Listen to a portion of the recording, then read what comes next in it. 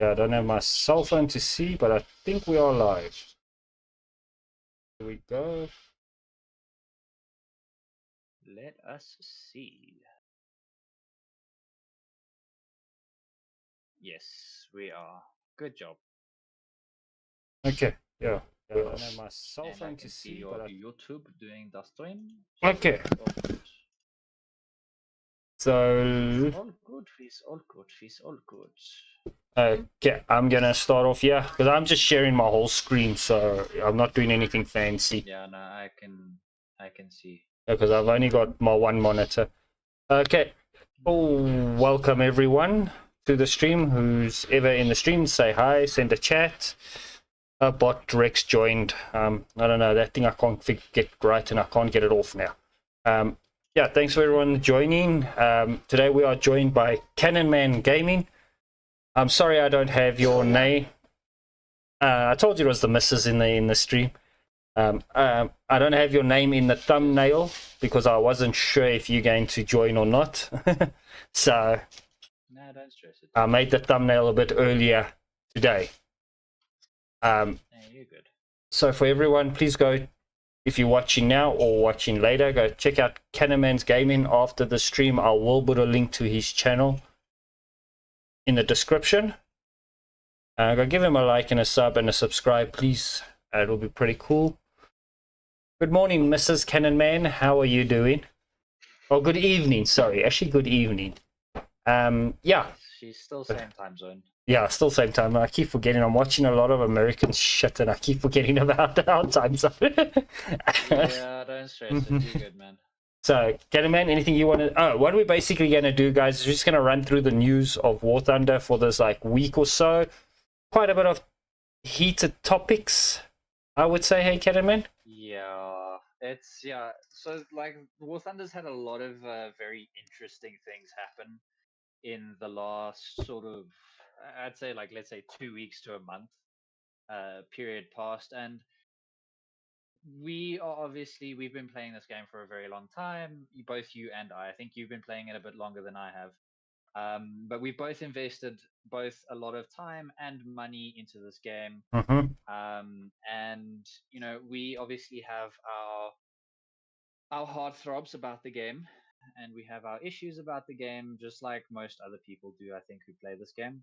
So basically, we're just going to go through what is, again, publicly available information, but we don't really have, I mean, there's nobody really like voicing their opinions from a unbiased or a heartfelt player perspective. I think like a lot of these guys that are making content, a lot of them, and I'm not trying to name one shame or I'm not trying to make it funny or anything, but a lot of these guys are content creators, and a lot of them are over and above that. More specifically, a lot of them are affiliated with Gaijin, and I mean we've said this as well. Cannon, just hang on. Sorry. No, you're good. Sorry. Going to bed now. Shame. His little one is there for bed. Okay. Good night. Love you. Love you. And I'll see you tomorrow morning, sour cheekies. See you tomorrow morning. Okay. Is it fun? Thank you, baby. She started school this week. So, Oh, sister. yeah, first day was on Monday. So, yeah. Oh, that's cool. Okay, sorry, Canaman. Keep it up open. No. Do you want to just keep it up open on the dev blog? Because I see we're making mirrors in YouTube. Okay. Dev blog. Yeah, let me go. Okay, let me use my phone now that she brought my phone back. She doesn't have her own phone, and I'm not going to give her own phone at her age. Yeah, no, 100% got you. So. Yeah, flip. Okay, but you were saying, sorry about that. Kids with... No, I mean, like, we say it quite often. Like, we talk about some of the content creators on YouTube, and, a lot of them create stuff, and there are a handful that do, call a spade a spade. But there are a lot of them who also, try and side with Gaijin, but then the next day they get backlash, and then they create a new video, and, they double back on what they said. And they don't really take a stance on it. And I think there's not enough people really talking about the game from that perspective. So I think, yes, you can get this information publicly. It's freely available. As you can see, it's on the Gaijin website. It's under dev blogs. and also under news. Um, but like there is you don't get that engagement with most people. I think that's what makes us different when we talk about this stuff.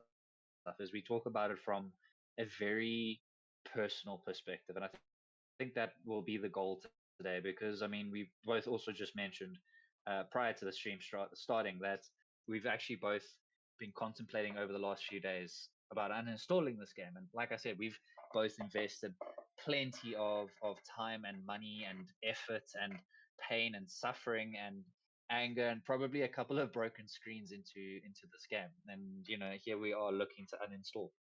Yeah, well, mine isn't broken screens. Mine's broken mouses and keyboards. Same thing. Close enough. No, I agree with you, dude. It's one and the same. I agree with you, man. I'll never forget why I decided to play War Thunder, and I never will forget why I love War Thunder. But sometimes that's not enough, because like in a relationship, sometimes the partner grows with you or grows away from you. And War Thunder at the moment is going away from a person. They are not, you understand what I'm trying to say, what I'm trying to get to. Yeah, and I think it's not just you that feels that way, because I've been chatting with a couple of mates of mine and guys in my community on Discord and in private chat as well, and just in various faculties and platforms. And it seems to be that the case, generally speaking, is that yes, we love War Thunder, but it's changing in a way that we do not agree with. Yes. There's things that are happening that we're not happy with, and that's something that I'm kind of picking up from not just myself, but not just you, but from other people as well. Who are invested in this game and who love this game as well. So I think it's a very fair thing to say that this is a relationship. We as a community are one person in this relationship, and Gaijin, the developers, are another person in this relationship. And right now it kind of feels like the other person in the relationship is growing left and we're going right. Mm-hmm. And that's tragic. It really is. It really is. I agree with you. I mean, I'm gonna put it out there. I am personally against these type of skins if it's not. How can I put it? If it's not accurate to what actually existed, what the squadrons use, I'm actually against it. I'm heavy against it, because if I wanted skins like this, I could go play World of Warships or I could go play World of Tanks. Yeah. I wanted not a simulation, but a realistic military, like military vehicle combat thing. Yeah. So that's why I was like, War Thunder is the one for me. Because I looked at World of Tanks, but it was like too arcadey. And I looked at all of them, and then I was like, War Thunder is the best one, and of it, what I was looking for.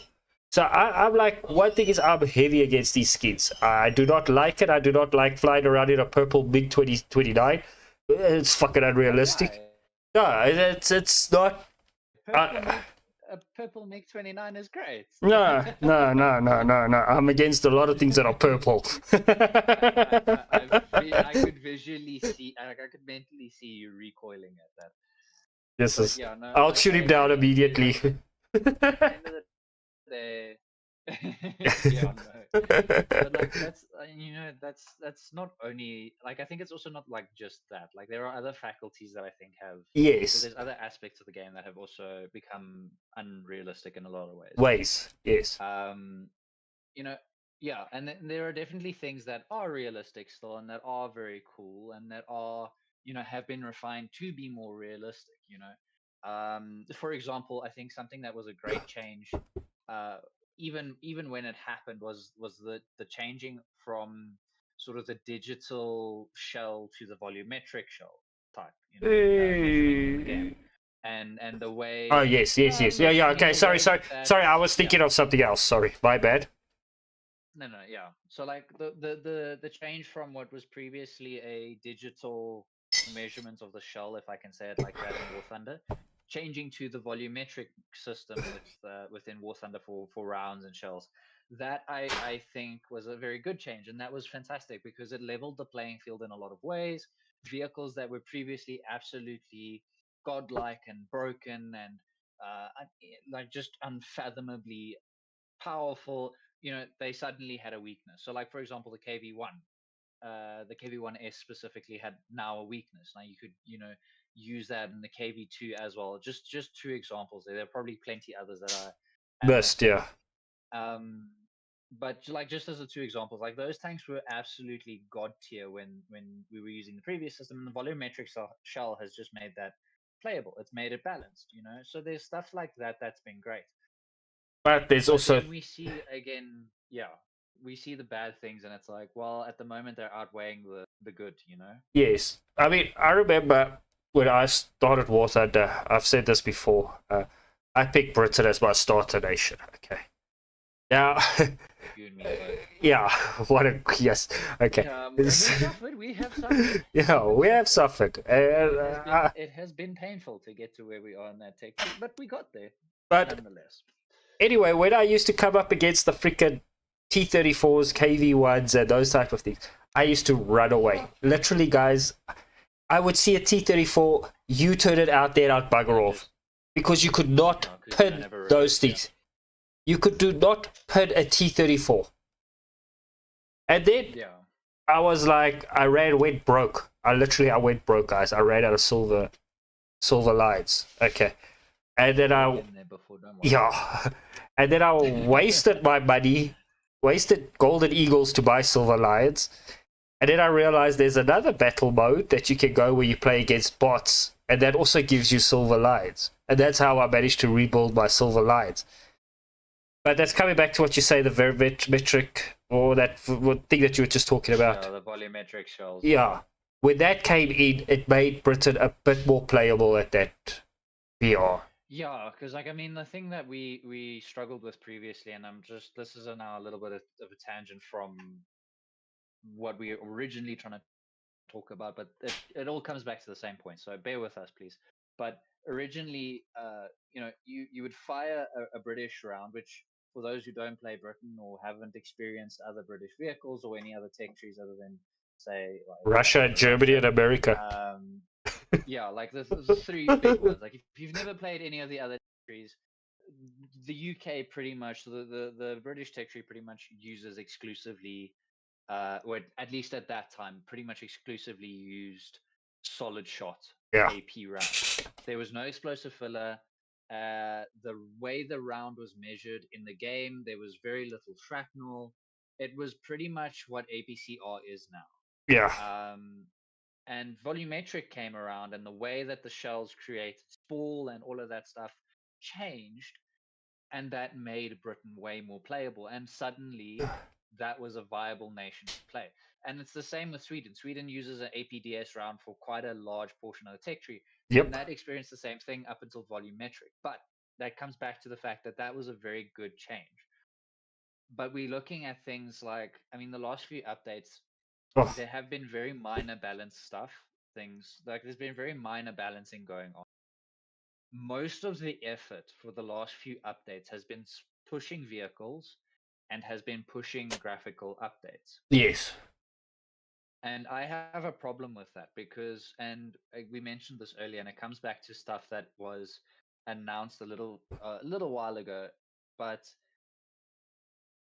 you have this game, right, that's now 14, 15 years old in that bracket, and it really desperately needs a new engine, right? Yeah, the Dragon engine it still works. Yeah, no, it's quite old.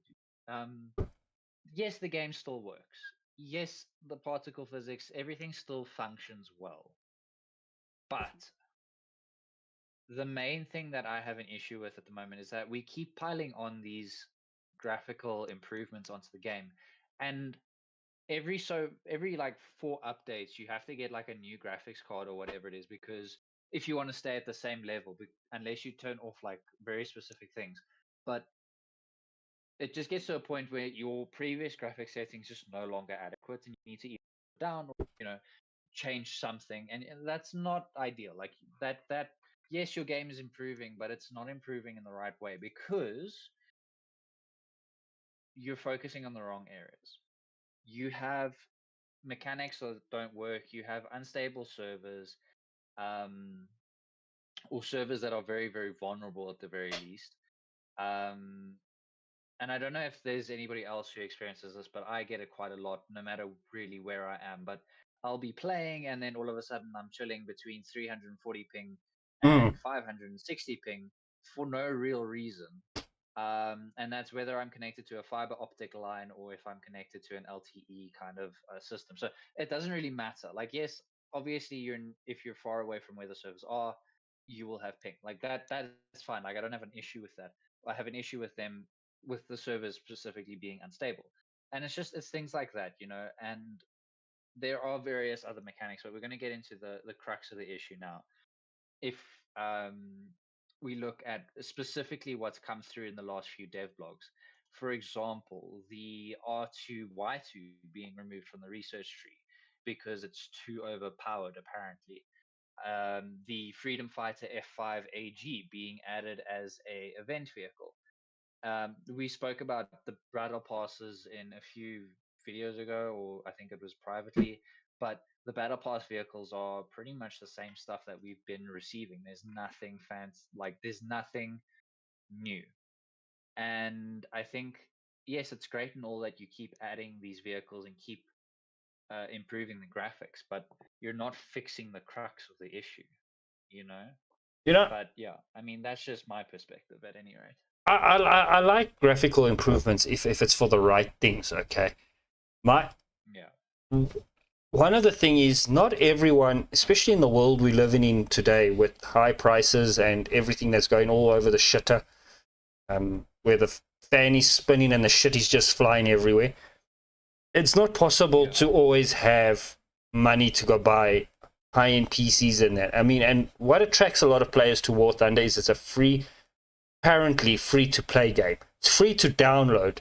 It's free to Yeah. start off, but progression is not free. Literally, if you think about it, to really progress in the game and progress to that new shiny bling bling Leopard 1 or T90M tank at the bottom of the tech tree, you need to pay for that progression.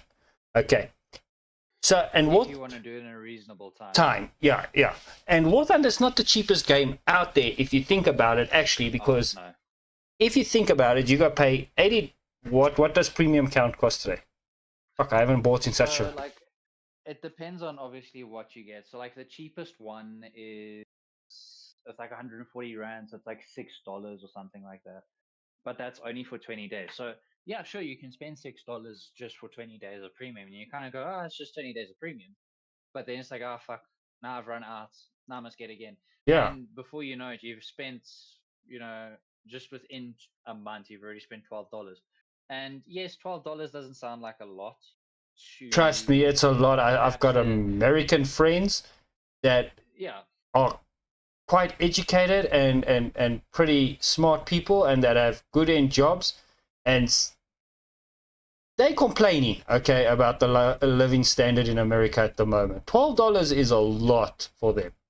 I mean, yeah, the guy was telling me the other day, he goes and gets his haircut, costing $50. And he's shitting, he's not moaning about it, but it's yeah, quite a bit of money for them. I mean, another friend bought a vehicle. Half of his salary is going to his vehicle. His payment a month. Yeah, yeah. it's quite a bit of money. That, and that's my thing as well. And I've said this to you quite a few times, where Gaijin would make a lot more money if they lowered the prices because they would then sell a lot higher over volume. Mm, Because the thing is with these 3D vehicles, these digital products, it's like when you create a training program for a athlete, or when you create a training program for a swimmer, or any kind of digital product, right? That has no expiry date, because guess what? That's what the digital product is. Despite people making forcible expiry dates on things, um, the digital product that Gaijin is creating has no expiry date. There is no hard coded expiry date. It's not like you buy this vehicle and you have to use it before the 17th of February 2025, otherwise it's going to disappear. Um, like these are permanent digital items, digital being the keyword. And once it is made, the product is created, then the code is there, right? Mm. And it has to be there because you're going to have thousands of people across the world buy said vehicle. So the code needs to be there so that the server has the identification and can play and render this item in. So to say that you're charging $60 for a vehicle, which to give you perspective, $60 is 1,300 rand at the right. Let's just put that into perspective. So 1,300 rand is like a third of my salary on a good month at the moment. So you're expecting people who play this game for free, who, whether they work high end or low end jobs, to cough up 1,300 rand or $60 or whatever it is. And yes, Gaijin will make the argument, oh, there's starter packs, oh, there's the marketplace, oh, there's this, oh, there's that, oh, it's free to play. You don't have to have any of this. And that is the problem, is that they perceive it to be that way, when in reality they're so far detached from that. It's actually not even that they're detached, they're the opposite. They're too close to the problem to fix it, I Yeah. think, at any rate. Where they're way too close to the crux of the issue, which is the fact that they've made this game, dare I usher these words, unplayable in a lot of ways. And the main issue comes, and we've, as a community, we've obviously spoken about this, but the research with the cost of vehicles, not just in the store, but also in the game, like the silver line vehicles. And they have made some attempts to fix the issues, but like, I mean, one of the things that at the moment has been announced was the removal of the versions 1, 2, and 3 of the R2Y2, which is a Japanese jet. It's one of the first Japanese jets that you can acquire, and it's a really unique vehicle because, yes, a lot of people have said, "Oh, this is unrealistic. Oh, it's this, oh, it's that," because someone they were never built, they were incomplete. Um, this was just a paper vehicle. It was unhistorical. Um, and when the vehicle was added, it was added to fill a gap due to the severe lack of possible aircraft for the Japanese tech tree at the time. And if I think back to then, yes, okay, Japan did have a massive, massive gap in capability. There were no jets practically for Japan. Like, there was just no early jets for Japan. And then they added the R2Y2. And the R2Y2 has become such an iconic vehicle, much like the Kika.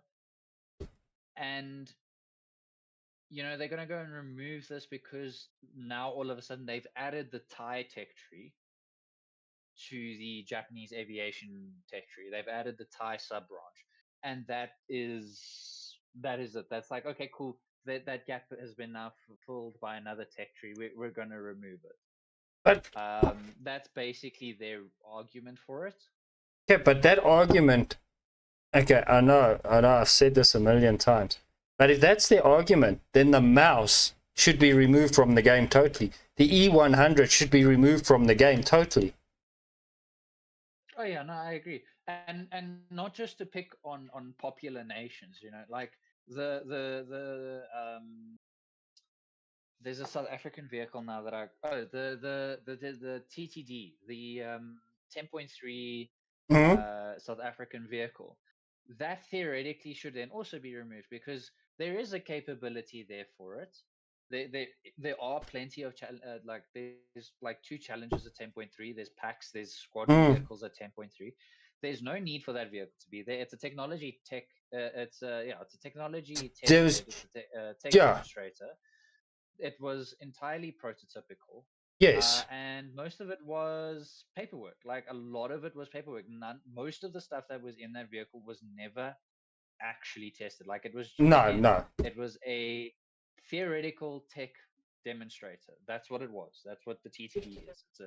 It's a theoretical technology demonstrator. That is what that is. Because the project was cancelled, if I remember, due to lack of funding. That's why we lost 14 soldiers in Congo. Yeah, don't even get me started on that. Yeah, I'm so fuming that these guys have got no balls to retaliate for our guys that died there. But anyway, and that comes back to something else. The Roy Falk and the Super Hind. Yeah. The Roy Falk is a store pack. The fucking Super Hind is a squadron vehicle. The Roy Falk, there was only 4 Roy Falks made, 12 made, and I think there's only 1 operational. Budget strains. The Cough, cough. cough, cough. The Super Hind was never used by South Africa, but it was developed by a company in South Africa. But it's getting used by 4 nations or 3 nations, if my research serves me, my memory serves me correct. I would have. Yeah, it's quite widely distributed. Yes, I would have rather kept the Roy Falk as a GE premium, the Super Hind as a tech tree variant, but top end tech tree variant. Then we had other prototypes like the XB1, the Alpha Bravo, which was basically a Puma that was made in South Africa and was fitted with a couple of missiles. Yeah. And that was our first, that wasn't our first attack helicopter. There was another one before that, was basically an Alouette that they redesigned, and they placed a 20mm autocannon on it. Yeah. So, yeah, there's a lot of balancing issues on it that need to be changed in War Thunder, and that's something that's getting to me as well. You've got things in the tech tree, like I can prove an example, and I know I'm talking about South Africa again, but just bear with me. You've got the Skank, and you've got the Eysterfuck. Which one comes first? No, not the Eysterfuck and the Skink, yeah. No, is it the Eysterfuck? The Bosfuck, the Eysterfuck. It's the Eysterfuck, the Bosfuck, and then the Skink. Yes. Guess what? Which one of those came from actually World War II?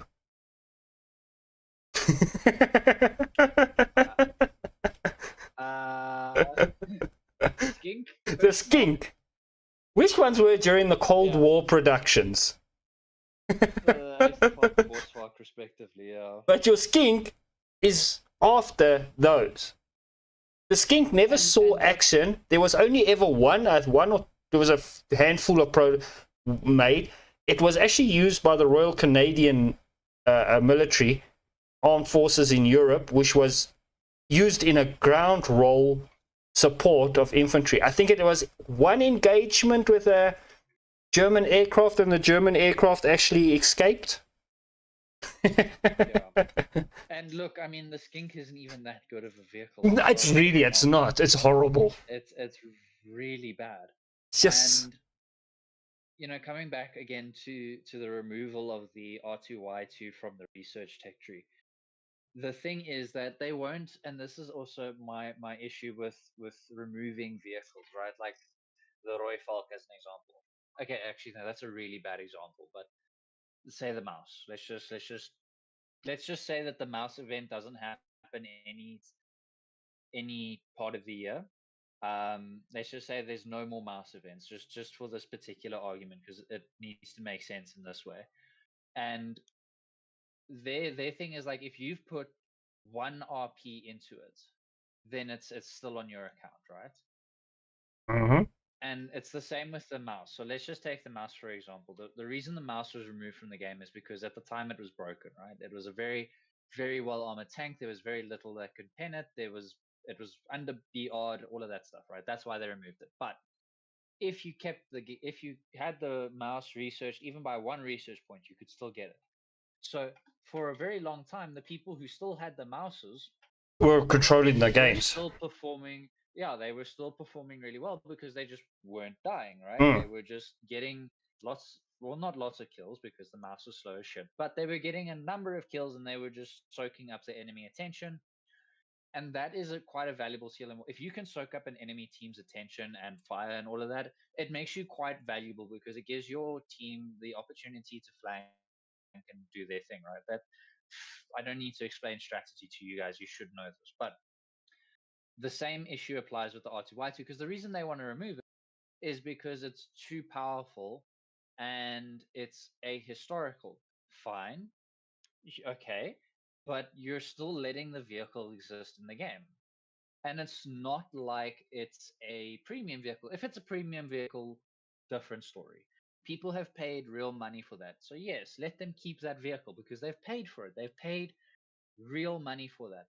And yes, I suppose the argument could be made if people expend GE on researching the vehicle, right, or to get the vehicle. Sure, fine. But the problem with that is that you can never you can't verify that, right? That you can't verify that. You just have to go with hearsay. Yes, there is probably a way to verify it, but I can guarantee you now, Gaijin's not going to be willing to do it. So let's just say you can't verify it, just to simplify this, right? And if they make a way to verify it, cool, then let the people who GE to that vehicle get it. But again, it still doesn't change the fact that the vehicle's still going to be in the game. Like, Yeah. you want to remove it because it's broken and ahistorical, but it's still going to be in the game. What was It's that? just not going to be available to new people. So why bother? Just leave it. Nobody else is complaining about it. Just leave it. It's just you. Leave the vehicle. Sorry, Candyman. It's doing a job. Yeah, sorry. There was a while back ago, a long time ago, about 2-3 years maybe back, one of the American tanks, the M24 or something, that was in the tech tree that the Gaijin made a mistake and gave it an autoloader. In the meantime, it never had an autoloader. Then they removed it. I remember this faint now that we're talking about this. And then they wanted to remove it fix it from taking away the autoloader on it. And the community kicked up one hell of a ruckus like that. And I don't know how they fixed it, but they managed to fix it somehow. But they had to keep the autoloader. Yeah. It was one of the American Again, small light tanks. Like, just leave it. Like, just leave it. If you have made a mistake and people are making a ruckus about it, sure. But from what I have observed, most people don't give a shit, frankly. Okay, just I want to read this, guys. Comment quickly. Sorry, just 2 seconds. Because there's not enough people that play the R2Y2 for it to be a big stink, But yeah, read the comment. Go Okay, ahead. Video Guts, thanks for your comment, man. Your first comment, I'm not going to deliver any comment on that one because we're not a political channel, yeah? That was just a punt we were throwing to make a joke about our soldiers. Military expenditures.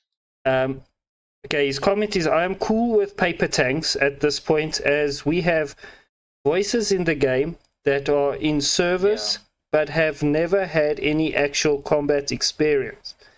Well, Vix, not voices. Yeah, sorry. My reading. You should then read the We've comments. got voices in the game that haven't seen combat. We do have voices in the game that haven't seen actual combat, but not in that comment. But he hits the nail on the head, He really does. Listen, War Thunder is going to come to that point, and I've said it for years, and every other YouTuber has said it as well. It's going to come to that point where they're going to have to add paper tanks. You've already got a shitload of paper tanks in the game already, and Roycard MTTD.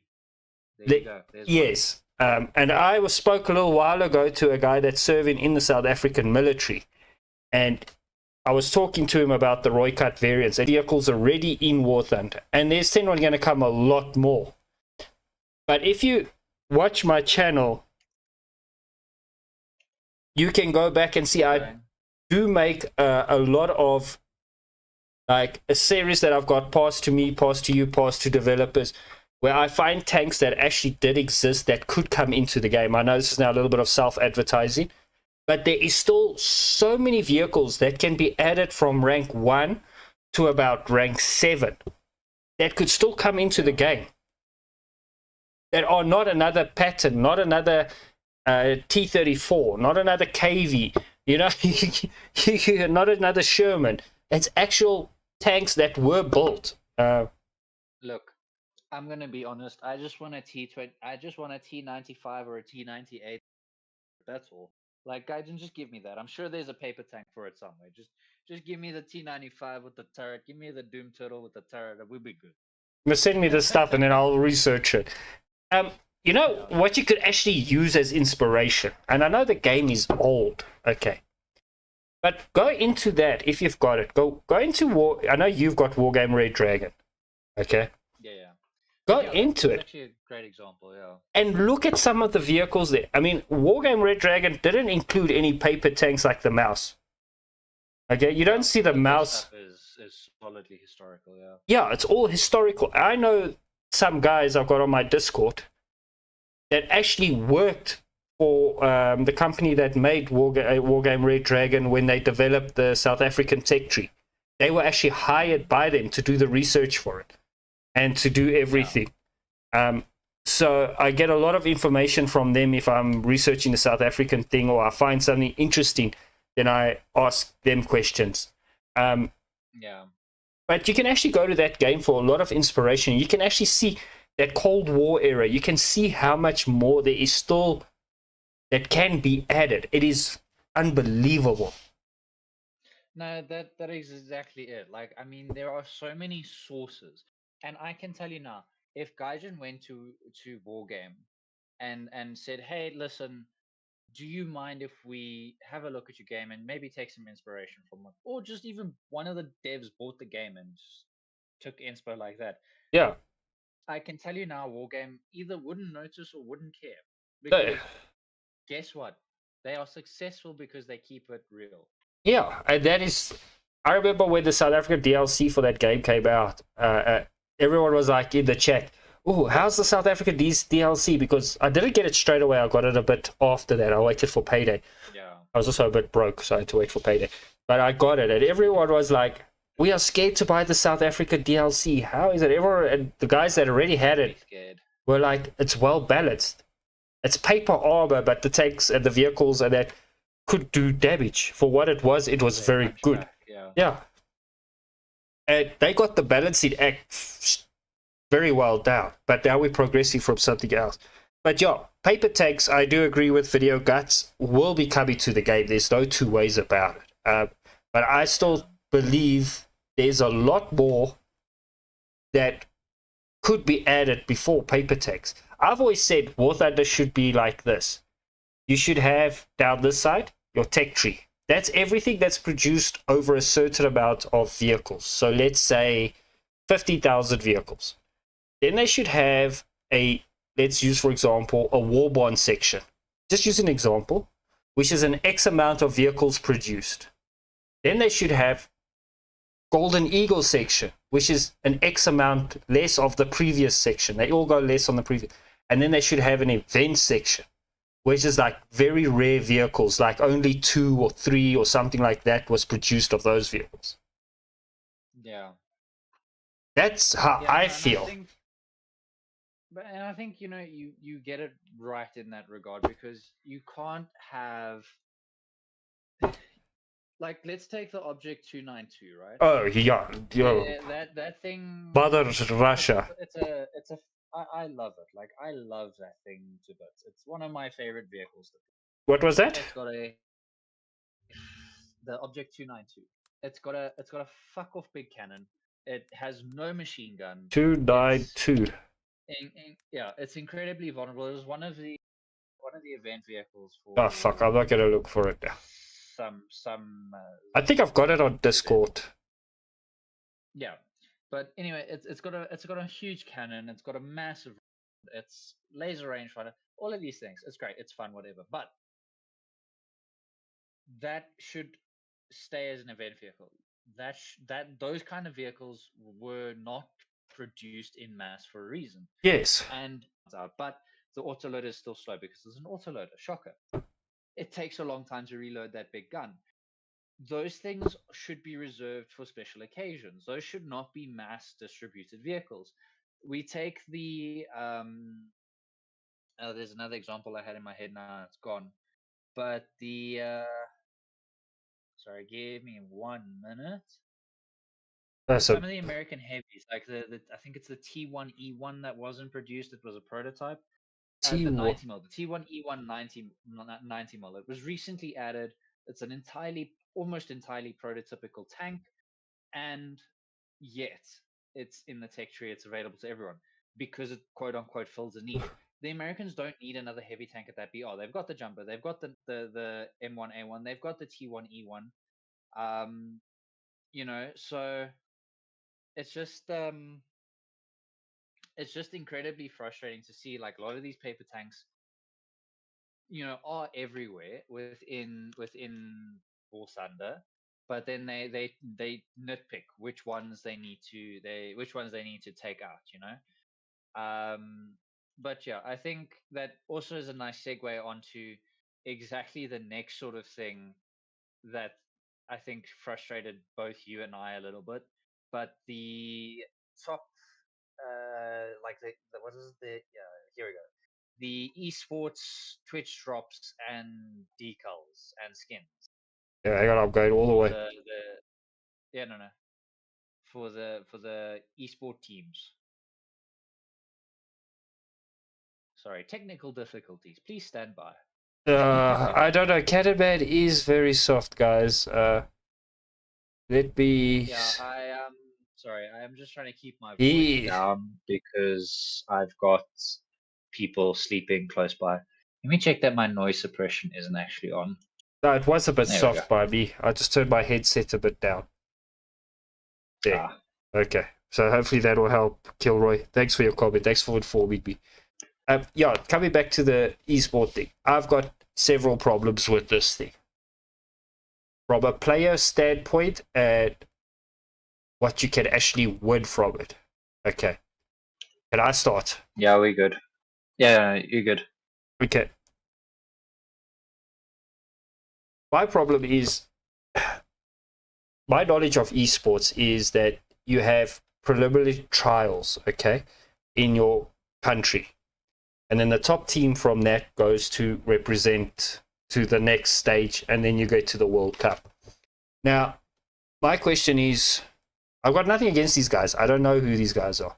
Who the fuck are these people? Just what I said. I don't know who they are. Who the fuck? Yeah, who the fuck are these guys? Who put them automatically into the? Who said this is the esport players? What did they do to get into it? Who are these? Yeah, that process in and of itself is so shady, and very little is actually known about it. Yeah, who? That's my question. It's like, where the fuck do they come from? For what I know, this could be bots playing it against each other. That's why I always say I would love to see that. That would be interesting. That's why I always say War Thunder could never go to esport because they are like a communist party. So many secrets, and it is. And then this is something that is fair. Something I can't stand is these decals. Some of them do look cool to me, like this one. I will admit, does look nice, but I want that realism. I want the real colors of that squadron or that plane. Like this one looks very nice. Yeah, and I think, but it's not. Yeah, look, I mean, they're pretty to look at, but I think again, coming back to what you were saying about realism and realistic vehicles and paper tanks and all of that stuff, like if you're gonna add stuff, and there are people who make, I think for me, and I think you'll agree here, if we wanted this, right? If we wanted these skins, we would go onto War Thunder Live and download them and add them in a pack. Yeah. Why must we pay for them? These exact skins exist on the War Thunder. Okay, maybe not these exact skins, but skins similar enough to this exist on the War Thunder Live platform. And sure, okay, there are going to be the one or two absolute giga nerds and fanboys or whatever, fanboys, who watch every single stream that these clans or these teams participate in. Sure, there's at least one or two, right? But I don't know if that, again, but that comes back to them trying to, like I said to you earlier, they're trying to push one narrative, well, not narrative, but they're trying to push in one direction without fixing the crux of the issues, which is what it comes back down to. Again, pushing too far for one thing when they're not fixing the basic problems. Yeah, I just noticed something here. Sorry, a break away from this. You pay $3, okay? Break away ahead. You pay $3. Let's just use Leclerc, the freaking French tag. Does it have a white flag on it? Yeah, Leclerc. You get 300 golden eagles, and it costs you $2.99. Or what? Yeah, $2.99, $3.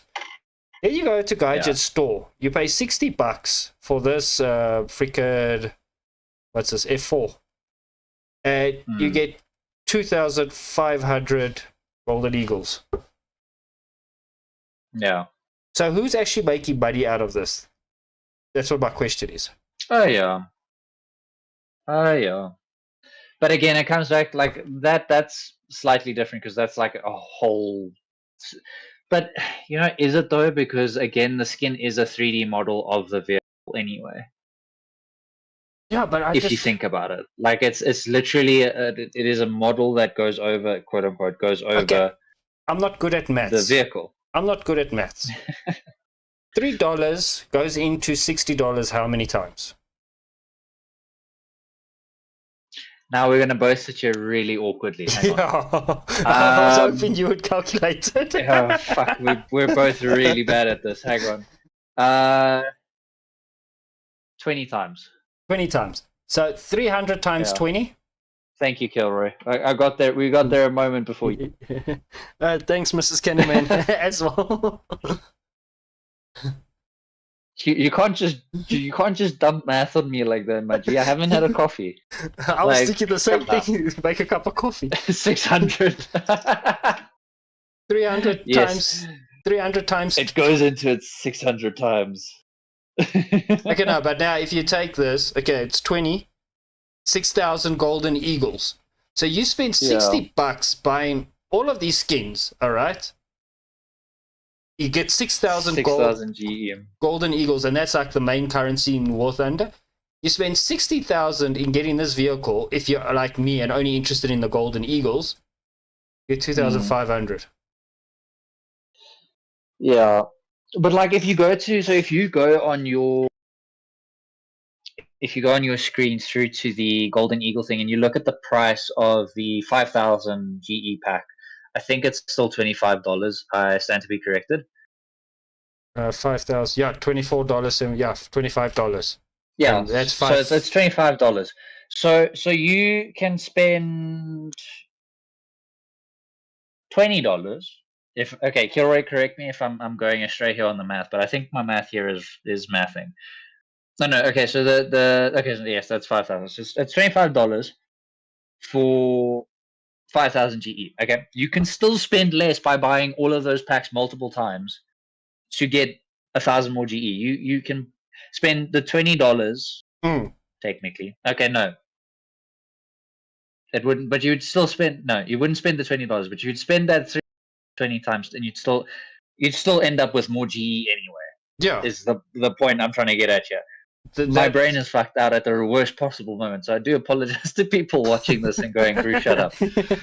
But my brain has probably decided to go fuck you at the wrong moment. But the point is that you'll still spend less money buying the skin packs. You'd still get the skin out of it as well. So like let's just keep that as an additional value. So not only are you getting 300 GE, but you're also getting a skin. Yeah, and you're still getting 6,000 GE. Yeah, and you're getting a whole lot of shit titles with it that you're never going to really use. Look, the titles are beside the point. Nobody ever really looks at those titles, except for Rammer. If you see that title on the field, don't go anywhere near that dude, because you know he's going to ram you. But anyway, I should remember that. I should change it. If I ever see a Rammer on the field, I know that kamikaze more people in his entire life than he's legitimately killed. Like that man has single-handedly kamikaze more people than he's legitimately killed. But anyway, no. But coming back to the crux here is that we keep seeing Gaijin push stuff like this, to make money. And I think that segues nicely into the auction, which well, This is we have auction. issues with, in case you guys don't know, judging by the rant that's kind of going on. You know, So, for I those who s- don't know, sorry, I just want to. I saw the auction because I check the dev blogs and that every day. I used to make videos on every little shit thing that came to War Thunder. no, we then, can't anymore. I don't have yeah, energy. and then I stopped it because to report on every little shit thing is a waste of time. And I saw this auction thing and I was like, ooh, okay, that sounds bad. I didn't make a video. I was spent after the events and that. And I was like, ooh, okay, that could be fun. I'll check it out later. And then I was watching the European Canadian and what he was saying about it. And I was like, what the fuck? So you've got Golden Eagles. You can buy Golden Eagles. You can buy War Bonds. You can buy Gaijin Coin. And now they've got Coin. Because that's apparently what it's going to be called. So, like, can we, just before we get too deep into this, let us analyze quickly Let's how go many make a cup of coffee. avenues. That sounds wonderful. But like, let's quickly just actually, you know what? Before we get into this, shall we break for 2, 3 minutes, 5 minutes, whatever? Yeah, and come back, because this is quite important. I think. Yeah, I think so. Because it carries quite a big significance in the community, because there's a lot of outcry about this. Not only from average people, but yeah. Shall we break for a coffee? Yeah, let's break for a cup of coffee. Cool with that? Be back in 2 seconds, everyone. Cool.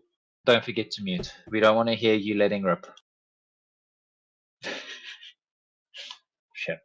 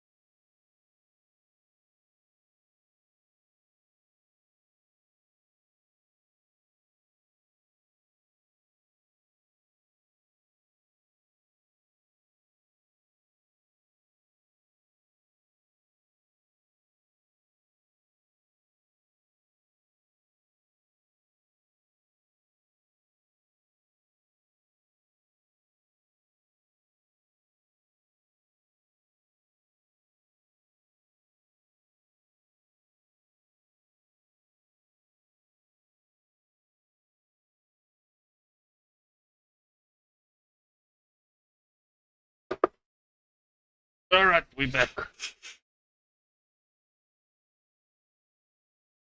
What wouldn't be the first time, Kilroy? What's that, Kilroy? Tell me. Raad met my. Where is that post now? Where is that fucking post? Sorry, when we are back, we'll be continuing. Just later, went for a coffee break. Because we're going to be talking now about the auction. If I can frickin' find it, if they haven't removed the post.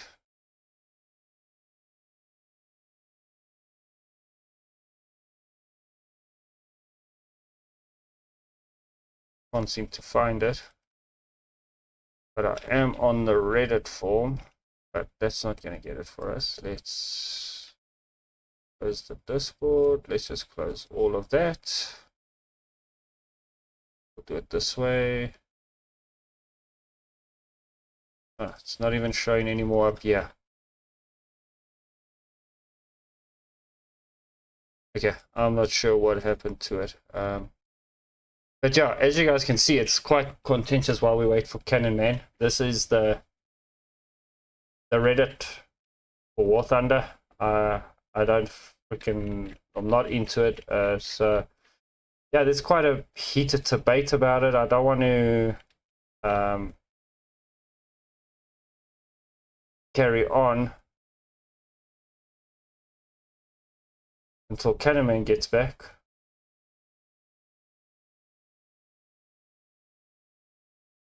You can say no to community said no to auction. I don't blame them.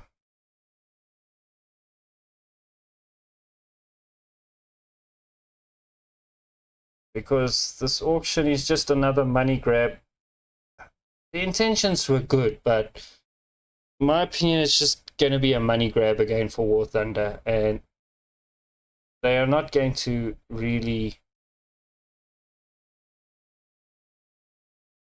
help anyone.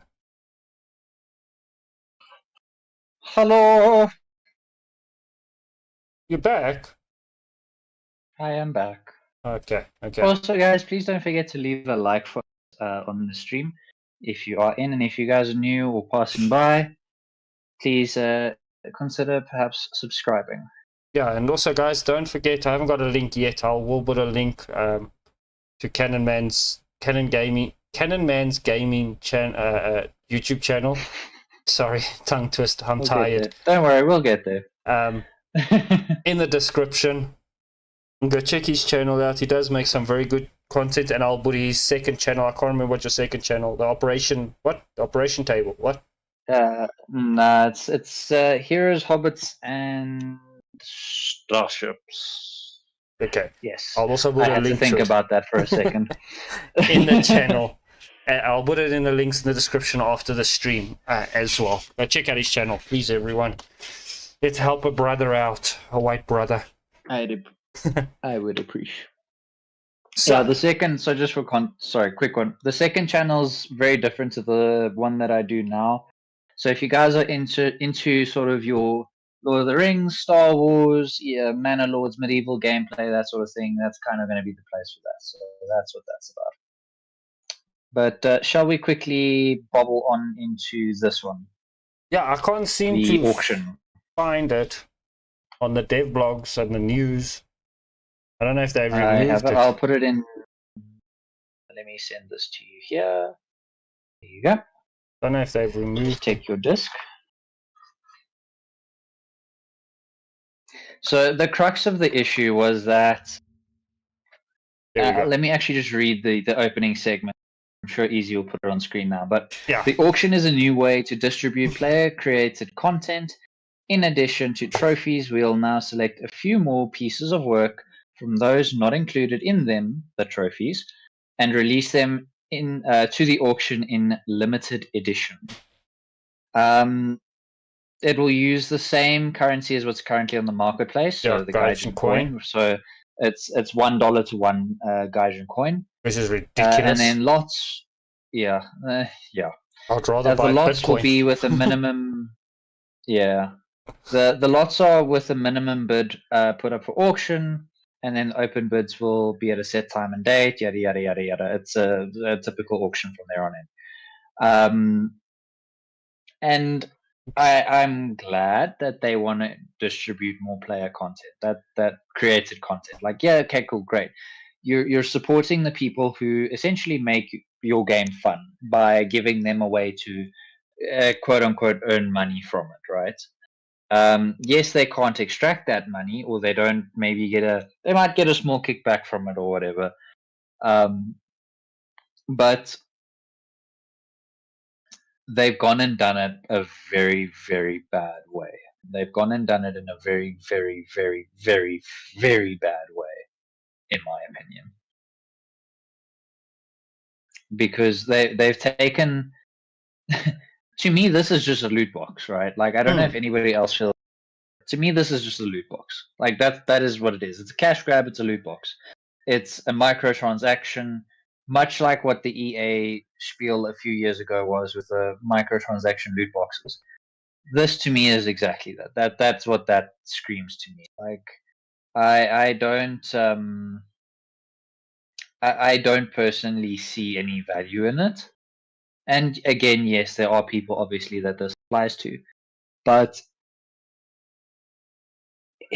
yeah, auction's not the way to have done it. This screams cash grab. You know what, Kenneman, I'm gonna get into it. I watched European Canadian. He went into more details and on his views, and I've got my own views. I'm not a follow the leader. I create my path. For starters, look at all the mechanics that War Thunder's got in it already. There's a shit ton of mechanics. You've got there where you can have that, where you can pay $2.99 GE and it spins, and you got to spin 50 times to get the vehicle out of the box. Okay? You've got that mechanic. I forgot about those. But yeah. I've used it once and I wasted a lot of fucking GE on it. Then you've got events. Okay, for vehicles. You've got the battle pass. You've got so many different other mechanics. You've got the loot boxes, the gambling system, which I freaking hate because it is one-sided. And you've got these special loot boxes also that they drop every now and then. What's it called? These, like this one was the dragon one where you pay the trophies. Yeah, the trophies where you pay 60,000 trophy boxes. Yeah. Okay, I hate this type of thing because it's nothing but freaking gambling. There's no other way to say it. Okay, it's not about like Gaijin tries to hide it. It's for more options. It's not bullshit. It doesn't have to be so complicated. Really, nothing has to. This thing, if they would fix this crap, if they would just do one thing and fix the Gaijin marketplace, could have been implemented there. Because what is the Gaijin marketplace actually? I bought to buy the last battle passes boat, that Russian boat. I think it was the Mansk. The Monks, yes, in. And I told the guy, now before when I used to buy from Gaijin from the marketplace, the vehicle was already there and you buy it and it appears in your game. Now apparently it doesn't work that way. You put an offer in, like I put 6 Gaijin coins in, and if one comes up for sale for that price, then you can buy it. Okay, so it's basically the same as a fucking auction. Of course, the player that's selling... wild, actually. Fucking hell. The player that's selling is going to sell to the highest guy that's got the highest amount of Gaijin coin out there. So if there's someone with 6.5 Gaijin coin, he's going to go to that guy. You know, and that's crazy because I've used the Gaijin marketplace quite a lot. I mean, you know, I've mentioned to you as well. And I did not know that at all. Like, I had no idea. That's how it works now. That's crazy. Before, the vehicle used to be in there. You used to get it as the coupon and you sell it to the Gaijin store, then you received your money and then you bought it from the Gaijin marketplace. Now apparently it's changed. That's why insane. That's why that vehicle is not showing up in my game yet. Remember me and you the other night we tried to figure it out, what's the vehicle. And I remember. And I sent them emails, and then the guy that was working with me to reset my accounts and that, he explained to me that's how it's working now. So it's a fucking auction. It's actually so much worse than I thought it was. It is. That's what I've been saying for years. War Thunder is in the worst state it's ever been in years. And this auction is just a load of shit to me. I understand. So... Yeah? Sorry, hang on. So if I'm getting this right, and I'm really hoping I'm not, because I'm really hoping they're a little bit smarter than this. But as I understand it right now, they took the Gaijin marketplace and they rebranded it, made it smaller, and localized it to the auction. Yes. This is just another variant of the Gaijin marketplace, in my opinion. These guys are fucking idiots. That's just for camos now, as they say. But as the European Canadian says, people are going to find a way... Open door. Yeah, to put a skin on the vehicle and then sell the skin and the vehicle because it comes with the skin. The algorithm will tend to pick it up that it's a skin and sell it on this thing. So it's another way like you got in Tarkov where people are selling things that are not supposed to be selling things. Kilroy will know all about that. If he's still in the chat, he'll know all about those things on Tarkov. I follow a lot of Tarkov. Even though I don't play it, but I follow a lot of their shit. And a lot of the shit that's happening in Tarkov is going to happen in War Thunder. Same like with the cheaters problem. Yeah. Tarkov had the same attitude. There's no cheaters. There's nothing wrong. War Thunder's got the same attitude now at the moment when it comes to cheat. And there are a lot of cheaters. There are what I like to call soft cheat and hard cheat. Soft cheat is when that guy knows you're going to peek that corner and he pots you. Okay? Yeah. Hard cheat is where that guy is being literally, you can see he's actually cheating you. He's seeing you through a mountain. And so, that's just my views on. And look, soft cheats are, that's more just people like being really, I would say, low skill, because they just sit on one corner and that's where they sit the whole game, and then they wait until they get bombed or killed, and then they jump in a A10 or a helicopter or a A2D or whatever, then they come back and they bomb you. Like that, you can't really do a whole lot about. No, like, you that's can't. just how people choose to play the game and waste their lives and be absolute rats. But it's and people people will see. The easiest way to see, as Easy describes as a cheater, a hard cheat, is the server stability dies. Suddenly people get bad connection, and then as soon as that person leaves, then the network stabilizes, the server stabilizes, and that happens a lot. I've noticed, especially of late. But yeah, it's insane. Yeah, and I think Kilroy makes a crazy point as well. Like the fact that they kind of want to open up to IRL, like in actual trading and exchanges. It's like, huh? Why? Yeah, but like, why would you do that? But that's what the European And Canadian. I know why they would do it, but yeah. That's what the European Canadian says. He says from his emblem that gets sold in War Thunder, his logo that gets sold in his decal, he gets very, very little from it. Very little. He makes like nothing off of it. And they say this auction is for the content creators. He's also saying they're gonna make a little bit more, but not much more than what they already say. What I say this auction should have been, but I don't agree with this auction. But if they want to implement it, I agree with what Kilroy's saying. The guy will always have the highest winner. So once again, War Thunder does not encourage teams play like they want to. That's why I say they're not ready for esports, because there's no encouraging team play. Even go play games, and I play a lot of arcade. Arcade is a shit show at the moment. It is freaking every player for himself. If you see a guy on fire, you just leave him and you bugger off. There's very few players that actually help each other. I don't know what's it like over at Realistic, because I don't play much Realistic, so I can't. Realistic's a little bit better, but there's very little cohesion.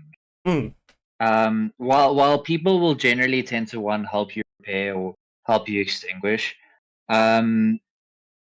the cohesiveness within a team is not there. 10 to 1 is not there. Yeah, you might get that one time where it is in 100 battles where you have a really cohesive team, and it doesn't necessarily mean, when I say cohesive, I don't necessarily mean there's communication. You can have people in communication have the most uncohesive team ever. It happens.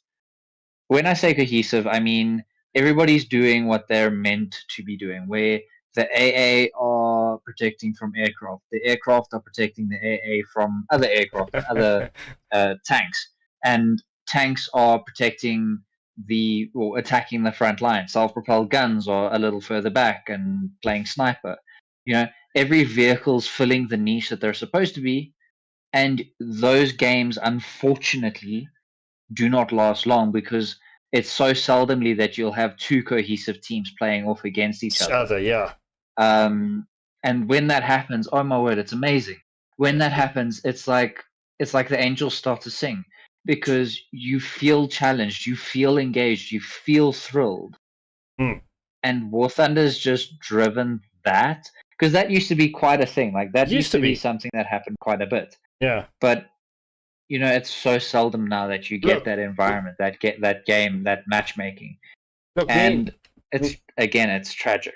Me and you the other night were talking about the so-called that Cass is so overpowered in War Thunder, and I was like sitting there, and I was like, maybe I should do a video on that. Just play a bit anti-air at the top tier that I've got, the highest tier that I've got, and really see if Cass is a problem. And guess what? Cass wasn't a problem for me if you actually spawn in a SPA. Yeah, who would have thought spawning in an anti-aircraft gun would fix the the aircraft problem? Yeah, but this is my thing, and I said this to you when we had that chat as well. Like, a lot of people bitch and moan about aircraft and CAS and stuff. I'm a CAS player. I will say that straight up. I enjoy playing CAS. I enjoy the fact that I can scout 2-3 vehicles and get straight into a plane and start causing havoc on enemy. I will say, as a CAS player, I do also try and avoid revenge bombing, because that is I love that. not okay. That to me draws the line, because I hear what you're saying. You know where that guy is, right? And it's different if he is in such a position that he has to go. Then you've got no choice. But if there are better targets, you bomb the other targets first, and then you come back. Yeah, you prioritize. And then you bomb him. Yeah. And I've seen Spookston as well. Spookston just gets bombed to shit. I don't know what it is, that poor guy. I don't know if he's got a mark on top of his tank or something, but that guy just catches bombs left, right, and center. I feel for him. I genuinely feel. But if you look at the close air support, sorry, that's what CAS stands for. If you guys didn't pick it up,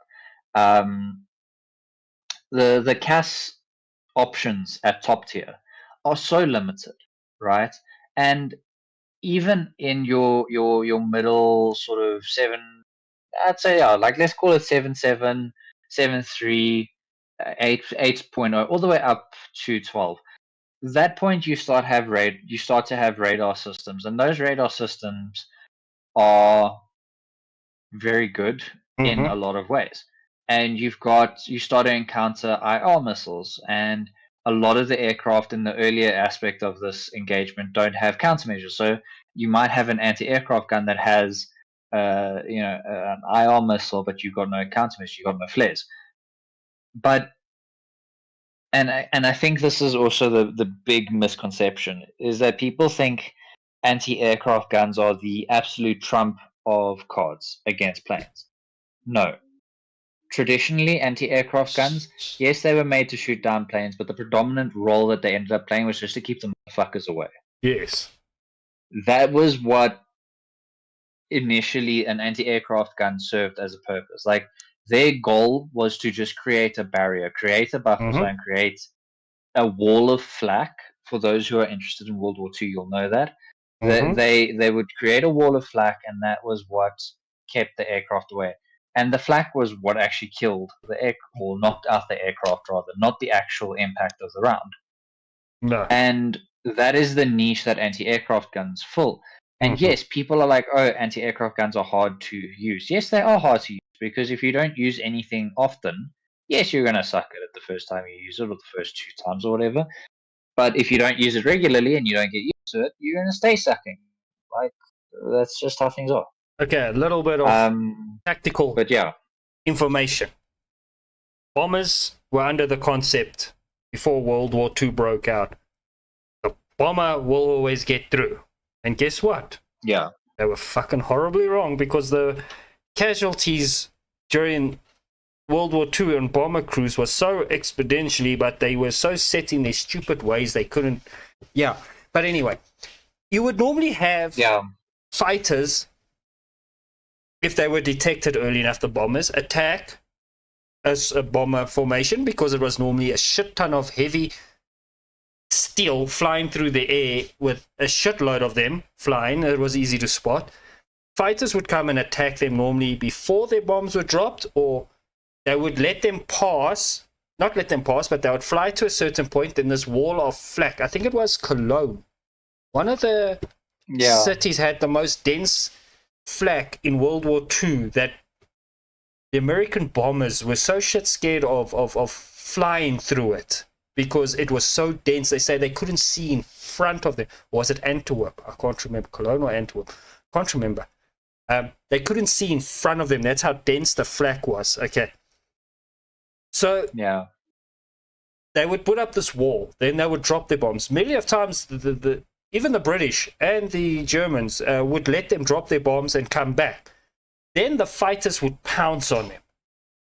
And before the flak, the fighters will pull off of the flak or away and then meet them on the other side of because they knew where the wall was, the flak wall was. And then they would meet them on the other side and carry on tearing them apart. That was tactics. Mobile SPA, like we do see in War Thunder, was never meant to be shoot down the helicopter with one shot. It doesn't work like that. Even in War Thunder, two of the biggest problems I've got now with helis in War Thunder is the Tiger. Okay? And I'm not saying it's the helis. And I've got a problem with that freaking Russian KA, what's it called? The KA, what something? Kar-52, yeah? Yeah. Because the fucking players will sit at the end of the map and fire their missiles off at you. And when you try chase up to them, to catch up to them, to get a shot off of them, on them, you get a message on your screen, please return to the battlefield. Yeah, that is just, again, but that comes back to the thing that we kind of the stream, is that they want to keep pushing for all of these things, but they won't fix very basic problems. Very basic problems. I mean, if that guy, I remember I was in a game a while back when helicopters was just added. I can't remember what helicopter it was. It was one of the desert maps. It wasn't Sinai, it was another one. The fucker sat behind the mountain. He would lift up, fire his missile, dive down the mountain. How must you shoot that asshole down? How? You tell me. And when you try to get closer to him, you get a big message across your screen. Please return to battlefield in 24 seconds. And if you don't, you lose your vehicle. That is a major problem for me. But further, CAS was never really an issue for me. I found it, especially if they spawned in aircrafts and they would do bombing runs. If you're stupid and stand still and let the bomb drop on your forehead, sorry, you deserve to die. Yeah, move. You mobile anti-aircraft guns. It's a bomb. Move. Yeah. I mean, even War Thunder says to you. Need to. Yeah, I was just about to say, like, we don't even need to spell it out for you. They do already. Yeah. Do not stand next to a bomb. But also with the, I started after a while playing a lot of SPA. I started figuring out with the Tiger and the K what you should do. Keep moving. If you see the guy fires a damn missile, move. Get behind something. Yeah, the missile doesn't track too well behind a mountain or a rock or even smoke. Keep moving. Don't stand still there like an idiot and expect everything to fall in your, turret. Yeah, it's not World War early tier anti SPA. It's different type of playstyle. So, and just sorry, coming back to that brief mention of early SPA, even the earlier SPA, you can still move. Like, I mean, let's just take the Ostwind, right? Okay, the Ostwind's probably the worst system to use, but let's just use it as an example, right? So the Ostwind has rounds that explode after or near an aircraft after a certain period of time, right? And they're incredibly lethal. Like, most people will, when you see an AA, most people go, okay, you know what, an Ostwind's not the AA I want to come across, because it's pretty good. And those things are a bane of a lot of CAS players and just even fighters. But the main thing with that is, like, yes, you're going to get bombed. The biggest threat to an aircraft. But if you keep moving, that bomb can't hit you. It's a stationary ordnance. With the things like in top tier with the Mavericks and stuff that A-10s and the Eurofighter and such can carry, a little bit of a different story, because they can be launched from quite far, quite a low altitude, quite fast, and then they track you. So you don't always, like moving is not always going to save you, but it helps It does help. because that system requires energy, and if it has to use more energy, it has to waste more energy, so it won't always reach its target by that point. It's not a guarantee, but it helps. Whereas in the earlier tiers, where a lot of people complain about CAS being a problem, guys literally will just be sitting in once, and I find it a lot of the time it's the campers, guys who sit in the one corner and shoot across the map, who end up getting revenge bombed because They're you're irritating camping. as fuck, yeah. Yeah, you're camping, and then you kind of just expect people to be okay with that. Yeah. But I think, yeah, I mean, again, coming back to the fact of they keep pushing for, esports ready and auction and all of these monetary avenues and such, but they won't fix basic problems. Yeah, this auction for me is the biggest load of shit. I say what Gaijin needs to do. You need to go into, let me just open it here.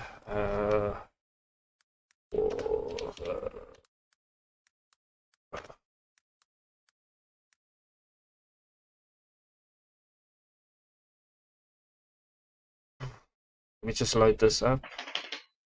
I don't want to sign in. Fuck.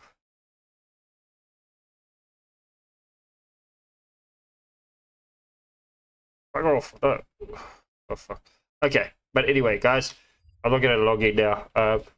What they need, because I have to open another browser to log in because it's on a different browser, actually. So what they need to do, they need to go into Marketplace. And they need to fix fucking Marketplace. Because there's no one, unless you are freaking Elon Musk or Bill Gates, that is going to pay $2,200 for a fucking virtual tank. Sorry for my language. Yeah. Okay? No one in their right mind, no one that has got a family, a normal 9-to-5 job, that is paying off a fucking Volkswagen is going to do that. Who do you know who fits that criteria, I wonder? Not me. My car is paid for, and it's not a Volkswagen. Fair enough. Okay, no one is But going yeah, no one in their sane mind would do that. Okay, look, there's probably one or two idiots, but we're putting them in the insane box. But yeah. No, but before I'll pay that amount of money for something, there's a lot of other shit I could do with it. I could buy a better PC to play better games. Yeah, no, dude. I mean, like, I think it was you that I was chatting to where I did the conversion into RAMs. No way, Kilroy, you like, won't. It's like something like 32,000. You sort of Kilroy. You're the Volkswagen guy. Yeah, he's definitely the VW. Kilroy strikes me as a VW. He's not actually. Anyway, he's not. That really? What car do you have, Kilroy? He doesn't have a car. He's got a car, but it's not a VW. Well, that's the thing. What car is it? He's an Audi guy. Oh, he does. He does have a VW. And other things. Fair enough. But yeah, shall we quickly move on to the no, okay, but F5 I want to, and then I quickly want to just finish on a high note. Yeah, no, go for it. This auction is a load of shit. If they jump in, and this is my solution, I could be wrong, okay? If they jump in and they fix the marketplace, bring those prices down to a reasonable freaking prices to but you see, they don't want to make it cheap because then they'll chase people away from Gaijin store. So you see how these things are over clashing with each other. But again, it comes back to the thing that I sort of saying that if you charge less, you'll sell more. Yeah, but they don't see it that way. Obviously, again, they don't see it that way. Yeah, but my thing is, if you fix the Gaijin marketplace, okay, and you bring down these prices to a reasonable price, because I don't see why some of these vehicles are so expensive. I do not see it. I don't care if people can tell me about rarity and bullshit. I'm not buying a fucking tank to stand in my yard here. I'm buying something to play on the internet. I wish. You understand? Imagine buying an IS7 you stand for your yard. Oh. I'd happily pay that amount then. I would make a plan. Fold it up with the Take diesel. a loan from the bank, Bruce. Jesus, the price of petrol and diesel today. No, thank you. White elephant. It wouldn't go anywhere. It would just stand there. Yeah. That's all it needs to do. It just needs to stand there and function as occasional. This auction thing, you know what I think would have been nice? Bring back all the event vehicles. Yes, I concur. Bring back all the event vehicles and have like a little auction. Don't make it ridiculous expensive. You know, just like every month you have a vehicle or two vehicles. Like let's say one ground vehicle, one air vehicle, one naval vehicle. Helicopters there's not so many. And you have a little auction. Yeah. And you say there's 5. So the people with the 5 highest bids each, you know, just something fun. It's something they could have tried. I don't know. Yeah, and it gives it a different, like, it adds a little bit of spice, so to speak, to acquiring a rare, X event vehicle. Yeah. Just so long as they don't bring back the EB 1963, please, for the love of God, that thing must just live in the shadow realm. Bring it back. That vehicle can just stay where it is. Like, it must disappear from the game and history and life and just go. So I hate that thing. It's horrible. I like the auction idea. I just don't like the implementation and what they try to sell. Okay, but that's just me. I'm not interested in this stupid camo idea. I think they could have done better things with it. And they could have. Really, they I don't know if the market. It was a missed opportunity. Yeah, the market team at Gaijin, I don't know. I don't think they got degrees in marketing. I think they just got standard 6. So that's why there's 2 of them. It makes them a trick. I don't know. Yeah, yeah, maybe. Hey. Okay, what's the next thing on what's next thing? If you want to say something, briefly talk about the F5, and then we can end on a high note. Okay, F5. There's ladies and gentlemen, send you one link quickly. That's the F5. So we can end on the F5G. That's the F5G, F5AG. It's for Sweden. It's the same thing that's in the American tree. It's for Sweden. Yeah, it's for Sweden. I didn't even see that. Yeah, I never saw it. I just saw it now when I opened it. Oh, Norwegian. Oh, wow. Okay.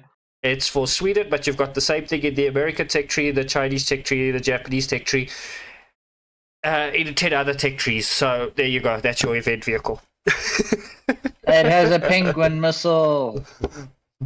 That's like the only cool thing about this. Yeah. About this thing is it's got an anti-ship missile.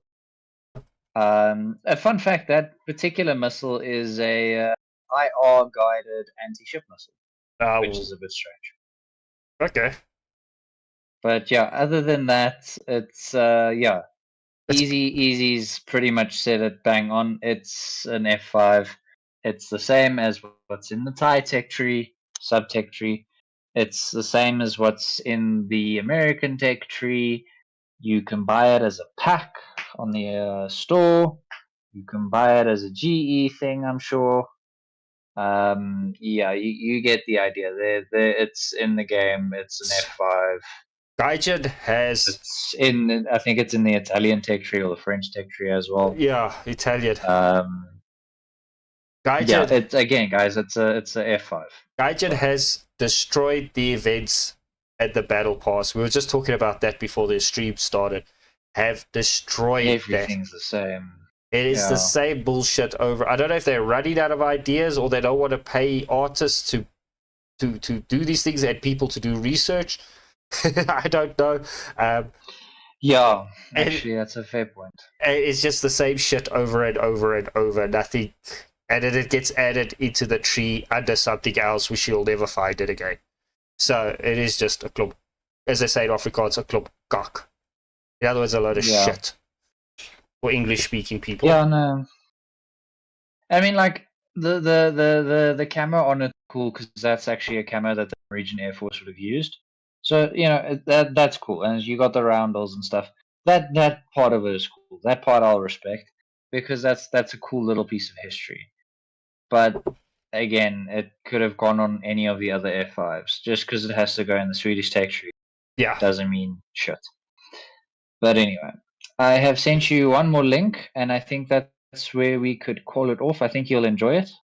But it is the return of the monthly historical decals, which are yes, quite cool. yes. I think we've spoken a lot of shit about Gaijin tonight, and I think we can end on a slightly upward note, because this is something that at least I have enjoyed seeing this kind of come back every so often. I actually And I forgot know it was Easy's gone. obviously a fan of Easy's kind of the fan of the historical stuff. So the historical markings come sort of once a month now, and you used to be able to get them all the time, but that obviously has changed.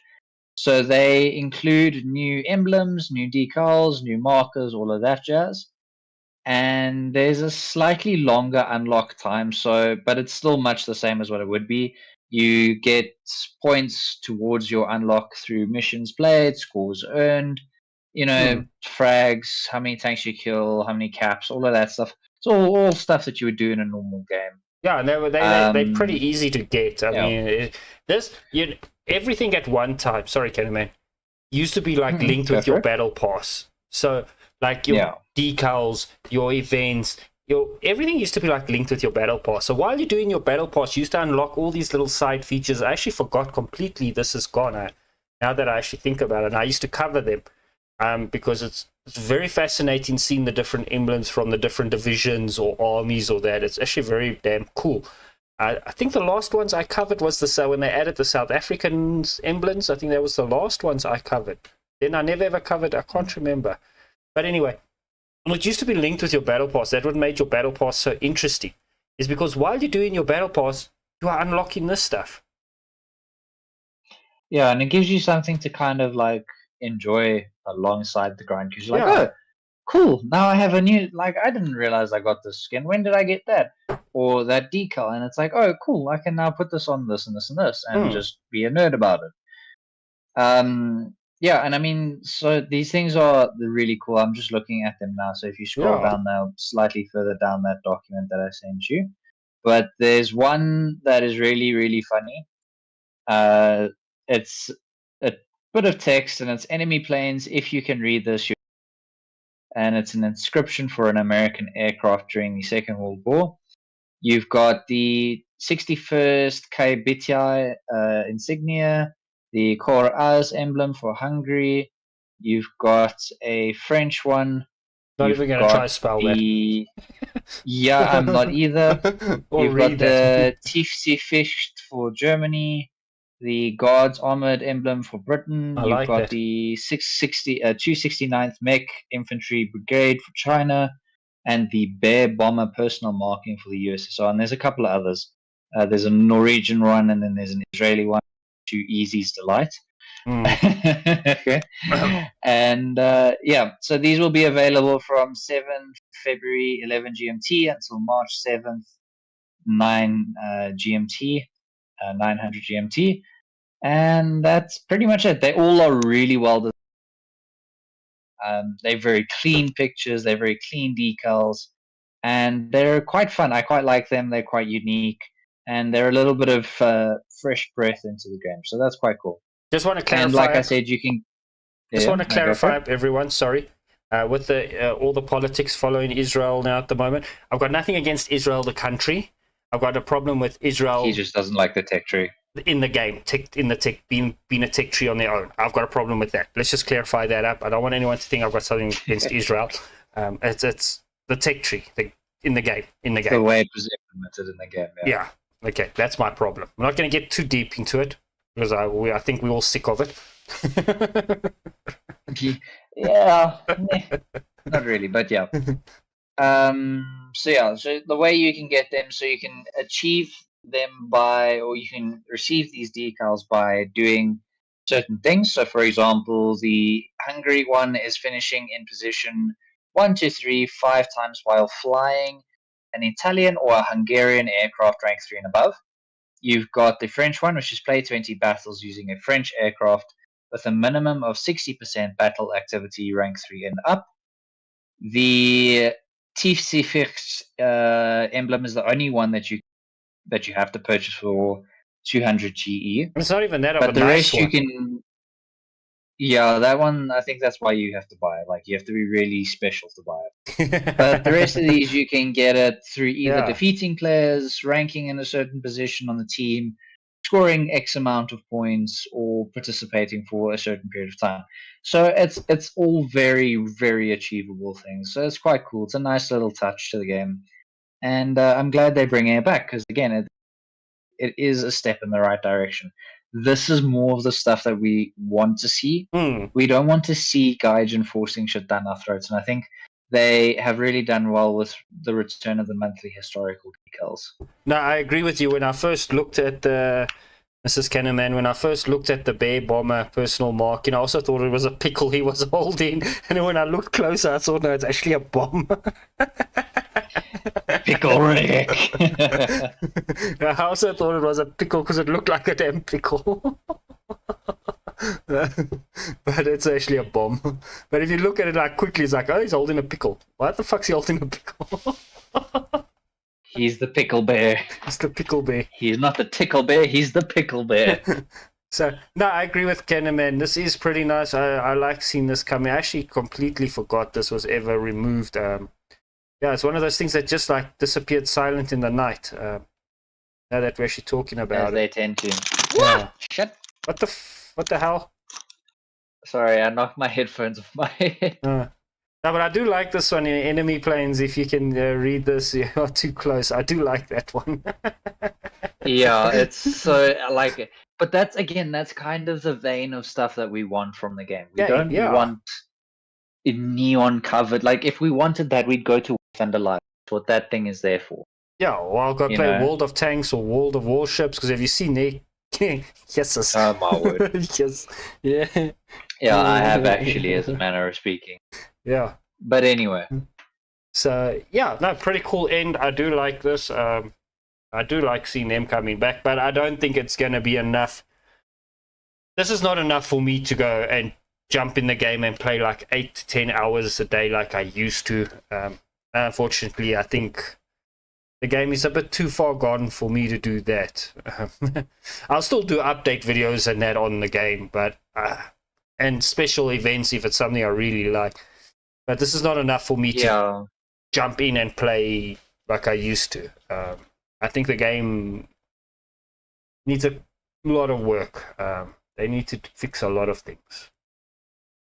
Yeah, no, they really do. And I think, again, there are lots of things that have changed. Some definitely for the better, but a lot more for the worst. A lot more. Yeah, Kennerman did say that is an actual thing that came off a plane, of an American pilot. So I don't know. I believe he was in the Pacific, if we really want to get into it. I think it was painted specifically for the Pacific. That I'm not entirely sure. Yeah, yeah, I'm pretty sure that was a Pacific pilot that painted that. Yeah, and that was also kind of like early on in the war. Yeah, I was thinking. Later on in the war. I was thinking earlier, because the Americans were getting their ass handed to them by the Zeros. So I would have thought it was early. Yeah, no, it was later, because it was, if I'm recalling it correctly, it was painted on a F8F. Okay, then it was later. Or an F6F, which was slightly later in the war. Yeah, because the Zero used to outclass the Americans when they first entered the Pacific. As the War Thunder thing says, the Zero had no equal in the sky until 1944. When did the Corsair come out? The Corsair came out 42, 43. And I mean, the Corsair wasn't really. There was another plane before the Corsair. Piss off a lot of people saying this, but that was the. There's another one. It almost. I don't know, actually. I can't quite recall off the top of my head now. Yeah, but there was another one. When that one came out, the Americans started closing the gap, but it was slower than the Zero. But the Hellcat. The Hellcat, yes, but it could take more punishment than the Zero. Yeah, it was hella slow compared to the Zero. Sorry for hearing my microwave, people. But so the Hellcat just had this insane ability. Well, I say insane. It was designed like this, but it had this great ability to just absorb damage and absorb punishment. It was hella slow, but it didn't need to be fast. It just absorbed everything the Zeros threw at it, and had a crap load of 50s, and that was kind of the answer to the Zero. Was, well, we'll just eat everything you throw at us, and we'll throw it back right at you. And we'll take it a lot better than you will. But if you actually think about it, the Zero was designed, the criteria for the design of the Zero, speed, endurance, and mobility. That's why it was made out of cloth and wood. Literally, that's what it was like, almost made out of. It was never meant to take a punishment. It was meant to get in quick, at a distance, and get out. That's what his job was. So yeah, ladies and gentlemen, I'm going to end the stream here. Thanks, Candyman, thank for you guys coming. all for tuning in. Yeah, thank you for having me. It was nice to catch up again and a ramble and a rant. Hopefully we can do this again soon, provided my internet doesn't capitulate and commit revolution. I was thinking maybe every Friday we can do something like this, or maybe like every second Friday, let the news build up a bit. I don't know. Yeah, no, definitely. It obviously depends on my work. Yeah, because I work as a waiter, for those who don't know. And work schedule for that is always fun. Yeah, and I'm cool for that. And I'm a bum. So in this economy, it's hard enough to find a job. Never mind make a living. Yes. Yeah. No, we don't talk about that. But yeah, maybe we do this every week, every Friday, or every second Friday, depending on what the news was. All in War Thunder, and yeah, we'll see. Maybe we'll get some special guests on. I don't know. Maybe I'll ask Sneezy Comment to join us one night. Yeah, that'll be cool. Yeah, so we'll maybe check how it goes. And yeah, ladies and gentlemen, go check out Candyman's. I'll put a link to all his stuff now when we're finished. Links to all his things. Go check out his channel. Give him a subscribe. I've got a cat here all over my microphone, all over me, and just been a pain in the ass now. No, naturally, it's a cat. Yeah, well, at the most awkward times, they always want attention. But during the day, they'll hide like freaking James Bond from you. And they'll disappear. Yeah. So, yeah, thanks so much for everyone. And Candyman, you can finish up. Thank you guys for tuning in and listening to us. For those who are still with us, please don't forget to leave a like for Easy and subscribe if you're passing by. He creates a lot of really good content, and he's actually just a real gent of a man. Thank you. So yeah, show some support and some love for someone who's also just trying to make it somewhere in the world. And I'm sure we'll catch you guys on the next one. And until then, we'll see you around.